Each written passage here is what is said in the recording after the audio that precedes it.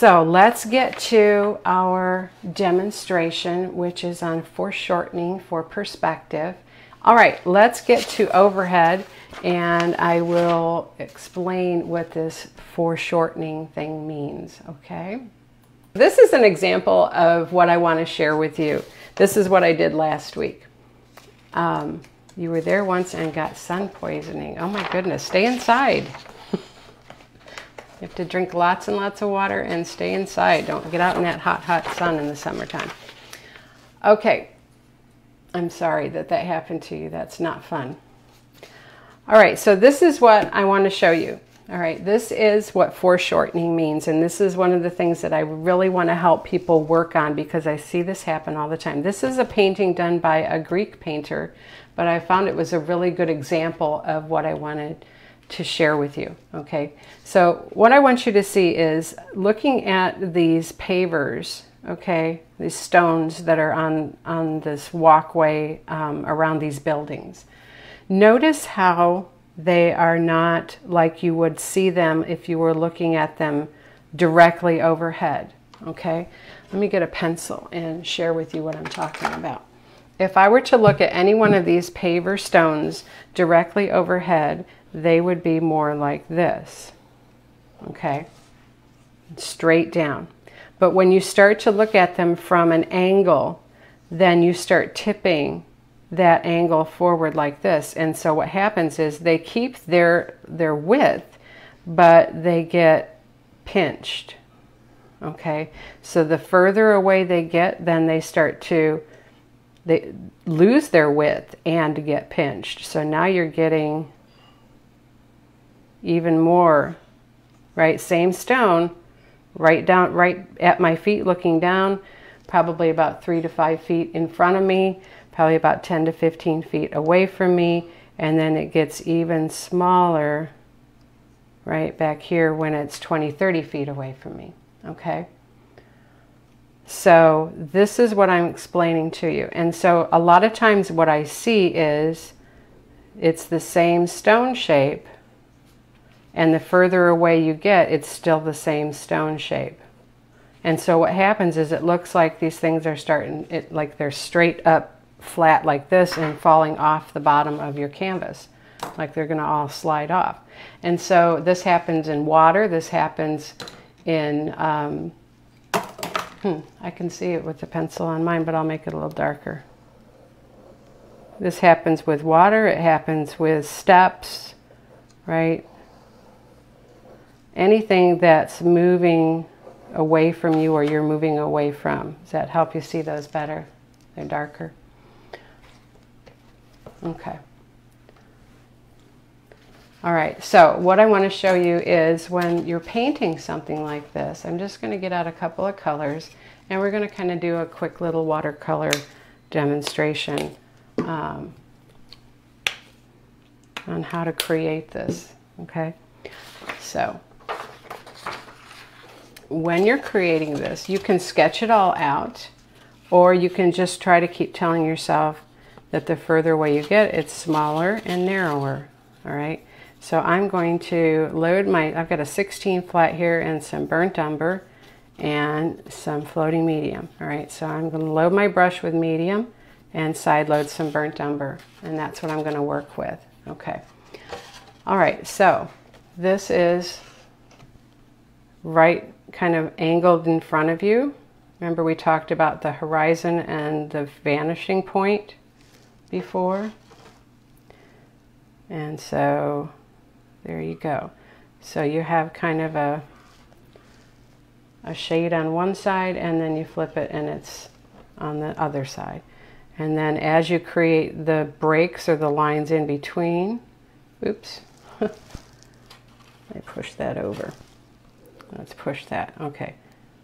And you're going to create different shaped stones every time. And so you're going to have light hit at different angles, and that's why from left to right you're going to have it dark on this side and then light on this side, right? So you've got more dark here, and then as you're creating these you can just change up the shapes.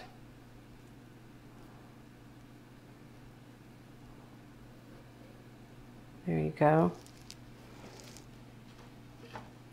And this front kind of sets the tone for how big they would be. All right. And then as you move further away, now you're going to get kind of smaller and more narrow.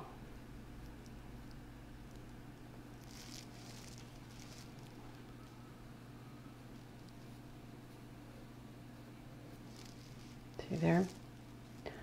And then as you move further away, you're going to get even smaller.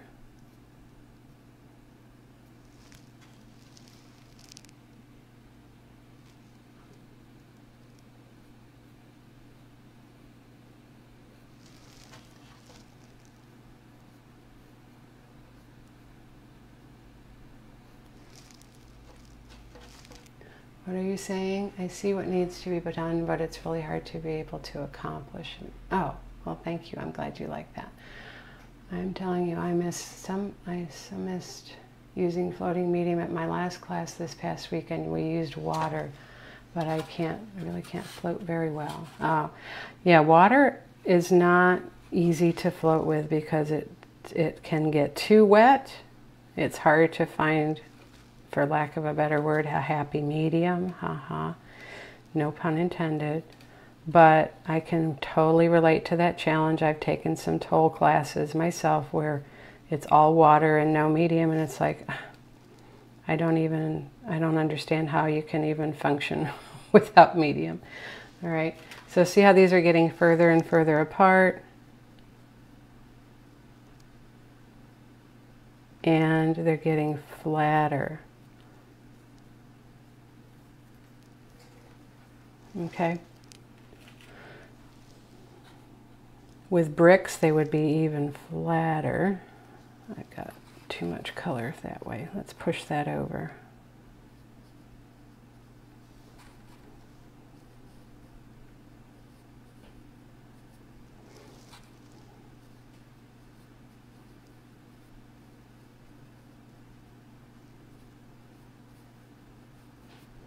Okay, so see the difference between here and down here? And it's the same shape and size of stone.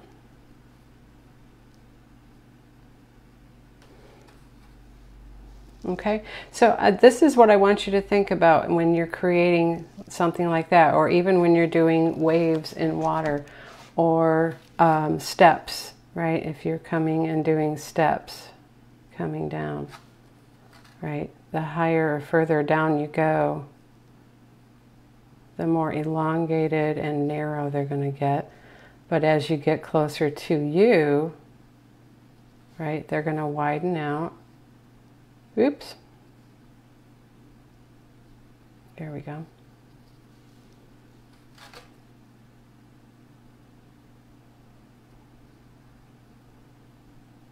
Okay. And so back here, right, they're going to be really narrow and close together, and then as you come forward, they're going to be wider, right, and thicker. Okay, so you can kind of see here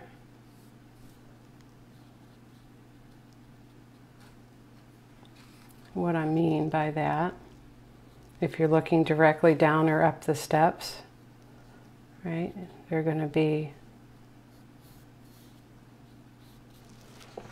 see the difference? So if you just break things down like that and you consider the angle, and if you have to, you know, get out the the ruler and pencil and kind of lay it out first, then you can do that.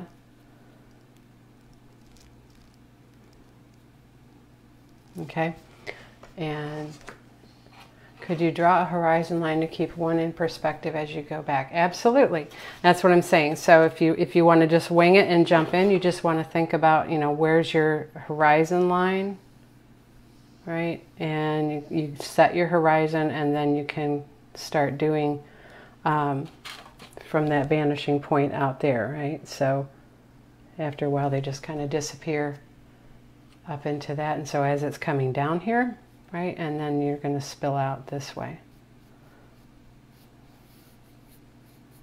See there? So just a very simple layout. But if you just think about it, the further you go back, you could also, I had an idea, which was, and I'm sure this is not my original idea, but my thought was you can take this ruler, all right, and you have your, let me get a blank page here.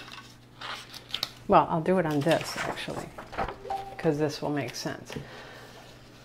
Okay, so if, for example, your horizon or your kind of, you know, eye line, remember we talked about the horizon being the eye line point. Sorry, someone's trying to call me. The horizon being kind of where your eye hits, right? So if your horizon is pretty much like right here at eye height, right? Or maybe it's up here, then as you come forward, I would think it would be right here, kind of where your vanishing point is, right? So right there is your horizon. And then as you come forward,